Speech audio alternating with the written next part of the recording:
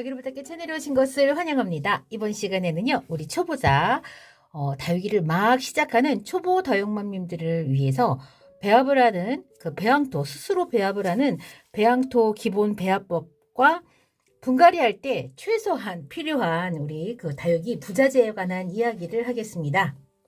분갈이를 하기 위해서는 다육이를 구매를 하고 다육이를 흙에서 털어내고 그 다음에 다육이를 순서대로 심어야 됩니다. 당연히 그러기 위해서는요. 과 깔망이 필요하겠죠.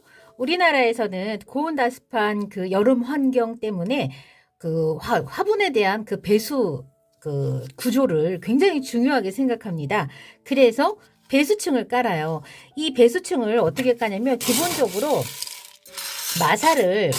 보통은 마사를 깝니다.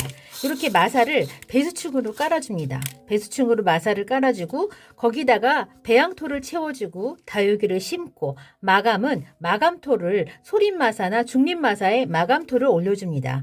이렇게 되면 최소한 필요한 이런 화분과 이런 거 말고 흙 부자재가 최소 필요한 게 이 배수층으로 깔 이 중간 마사도 좋고요. 휴가토도 좋습니다. 바크도 저는 바크도 사용을 했었습니다. 이렇게 배수층으로 쓸 흙과 돌, 그 다음에 배양토로 채울 배양토 배합 자료와 맨 마지막에 탑드레싱이라고 하거든요. 탑드레싱으로 사용할 소림마사. 제가 소림마사 크게 보여드리겠습니다. 소림마사입니다. 그리고 이게 중림마사거든요. 마사의 크기가 비교가 되시나요? 요거를 분갈이가 끝난 맨 마지막 화분 위에다 얹어준, 저는 이걸 사용을 하는데 화분이 크면 중림마사를 사용하셔도 됩니다. 그렇다고 하면 최소한 중림마사와 그 다음에 상토만 있으면 분갈이를 할 수 있다는 이야기가 됩니다. 그러면 분갈이를 하기 위해서 그 배합을 어떻게 하는지 제가 다시 또 보여드리겠습니다. 자, 우리가 다육이를 심기 위해서는 다육이를 키워내는 배양토가 필요합니다. 배양토 배합은 기본적으로 요거는 일반 화원에 가셔서 살 수 있고요. 큰 마트에 가서 원예 부자재 코너에 가서 사는 보통 일반 그냥 흙이에요. 이렇게 검은 흙. 그래서 이거를 우리가 이제 외국 채널에서도 그냥 블랙소일이라고 하는 그냥 그렇게 표현을 합니다. 여기에는 하얗게 보이는 것이 펄라이트라고 하는 인공적으로 뻥튀기를 해서 만들어낸 돌이거든요. 요 펄라이트가 섞여 있는 경우도 많이 있습니다.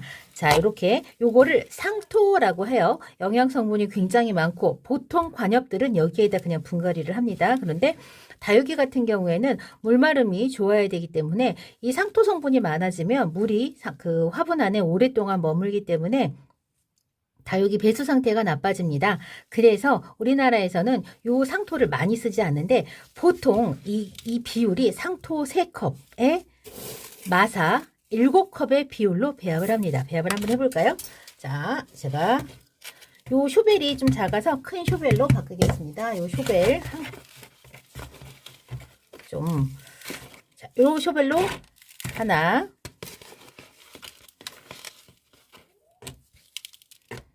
둘, 완전 그냥 알뜰하게 담죠? 3컵. 자, 가끔 가다가 다육이가 잘 안 크는데 그게 혹시 흙의 문제가 아닐까라는 생각을 하시게 되는데 저는 그렇게 기본적으로 생각하지 않거든요. 흙 상태에 너무 예민하지 않으셔도 돼요. 제가 작년에 다육이 처음 시작할 때 정말 요 상토에다가 중간 마사만 섞어서 썼는데도 다육이 진짜 잘 컸거든요. 자, 여기에다가 어떻게 하시면 되냐면 자, 비율이 지금 3컵을 넣었잖아요. 요 쇼벨로 중림 마사를 7컵을 넣으면 됩니다. 자, 중림마사가 하나, 둘, 셋, 넷, 다섯, 여섯, 일곱. 이게 기본 비율이에요. 이렇게만 해서 분갈이를 해도 됩니다. 자, 한번 섞어볼까요? 어떤 느낌이 나는지. 그러면 대부분 돌만 보이는 것 같은 이제 그런 느낌 납니다. 한번 볼까요? 자, 대부분의 흙이 뭘까요? 돌이에요, 돌. 이렇게 3대 7의 비율을 하면 대부분 돌만 이렇게 보이고 무게가 굉장히 무겁습니다. 저는 아파트 베란다에서 다육이를 키우기 때문에요. 무게에 대해서 굉장히 예민했어요. 그래서 이 중간 마사를 대신해서 좀 더 가벼운 게 없을까라고 해서 생각해낸 것이 바로 펄라이트였습니다. 처음에 요 펄라이트가 스티로폼인 줄 알았습니다. 정말 무식했죠? 이 펄라이트는 고온에서 돌을 뻥튀기 시켜가지고 만든 건데, 이 펄라이트 재료는 전 세계적으로 사용하는 원예 부자재예요.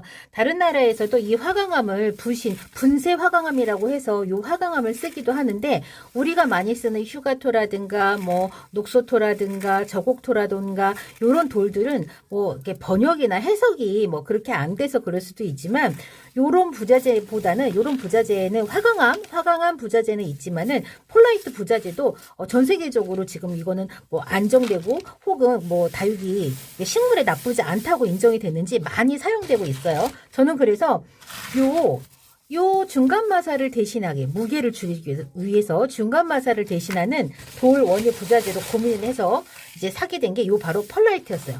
펄라이트를 하게 되고, 이 휴가토, 이렇게 이 휴가토는 공급이 아주 많아요. 아주 많아서 난석으로 검색을 하시면 구입할 수 있고, 난을 키우는 분들이 많이 쓰는 원예 부자재입니다.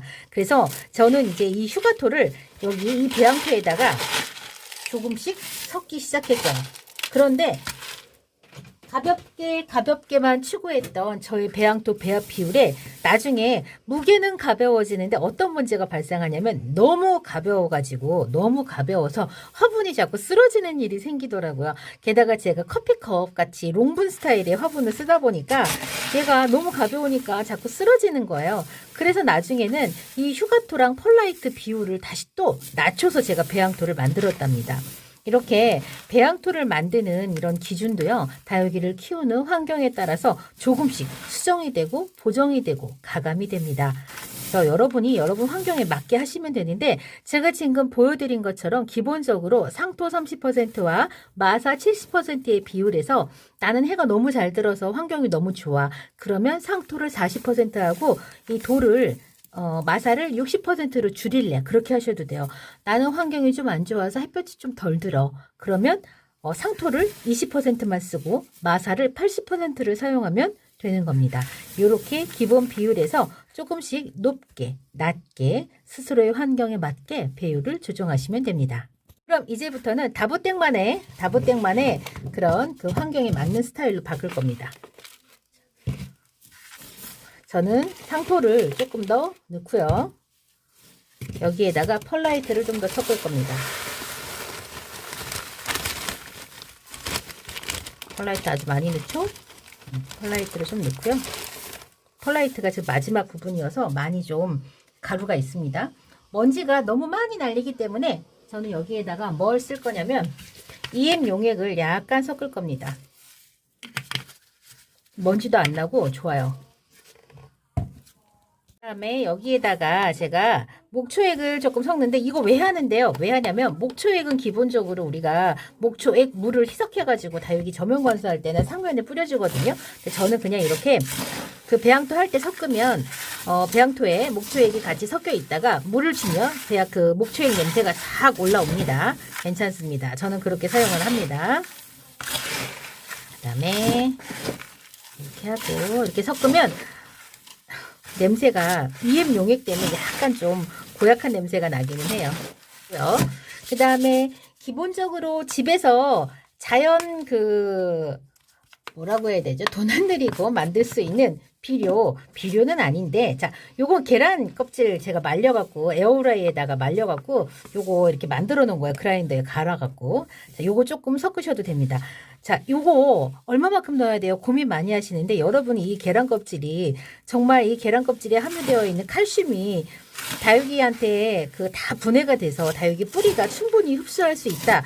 그러면 정말 좋겠죠. 뭐가 문제겠어요? 그러면 저는 시간적으로 그럴 만한 시간이 되지 않고, 실제로 어떤 유튜버가 정말 이 계란 껍질이 정말 자연 분해가 돼서 다육이들한테, 식물한테 영향을 미칠까라고 하는 그 시간차를 두고 좀 자기가 나름 실험을 한 게 있었는데 분해 안 됩니다.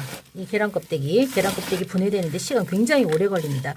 그래서 우리가 이제 식초물에다가 담가가지고 계란에 있는 칼슘을 분리해내서 이제 그렇게 사용하려고 하는 이제 그런 방식들도 사용을 하는데, 그래서 저는 계란 껍데기 이거 쓸 때 그냥 별로 부담 없이 씁니다. 효과가 정말 있으면 좋고, 아니어도 말고 하는 심정으로 안 하는 것보단 낫지 않을까? 라는 마음으로 사실은 사용합니다. 흙을 맛있게 비볐으니 분갈이를 한번 해보겠습니다. 자, 저는 배수충으로는 제가 휴가토를 쓸 겁니다. 이 휴가토 인터넷 검색을 하시면 휴가토 큰 사이즈로 구매하실 수 있어요. 이게 배수로 쓰는 거기 때문에 휴가토는 좀 많이 이렇게 사용을 하게 되더라고요. 자, 요 화분은 요거 맥반석 화분이고 창 심기에 딱 좋죠. 자, 기본적으로 이렇게 안 들어둔 배양토를 이렇게 채워주고요. 제가 뿌리가 없는 다육이를 심을 거라서 자, 다육이 가져올게요. 이 이름은 로제입니다. 로제 제가 이렇게 꽂이 갖고 살짝 받쳐놨죠. 자, 이렇게 해가지고 이제 얘가 뿌리가 흙이 털려 갖고 왔기 때문에 제가 이대로 이제 흙을 채울 겁니다.